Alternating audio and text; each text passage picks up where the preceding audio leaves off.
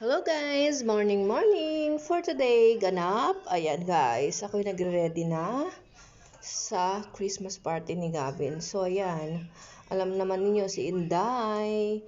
Lipstick lang, pula lang labi ko, okay na. Dahil si Inday di marunong mag-makeup.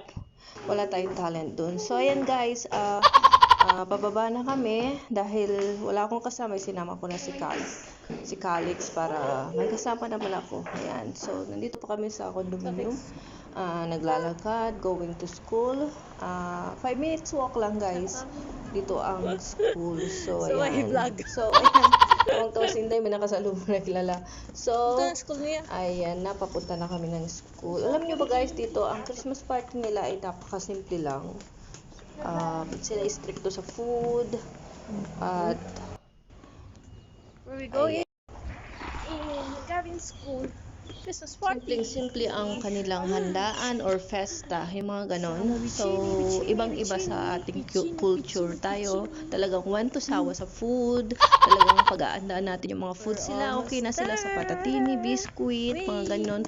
May cake, pero yung cake nila, yung binili lang sa supermarket. Okay na sila dahil dito, napaka-strict nila sa food. Dahil syempre, minsan merong mga allergy. Ewan ko ba sa atin, hindi na yata iniisip yung mga allergy basta kakain na lang.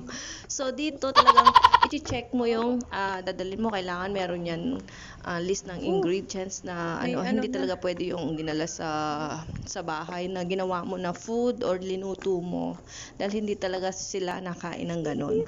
So dapat talaga yung galing sa supermarket yung mga ingredients. So yung ingredients makikita nila dahil dito napaka selan nila talaga.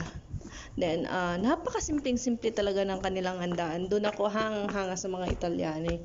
So, tayo talagang bogang-boga. Minsan, iuutang na natin para tayo maghanda. May mga ganap guys, di ko na kinuha lahat dahil bawal nga rin dito na mag-video or i-post yung mga na walang permit sa mga magulang. So, bawal.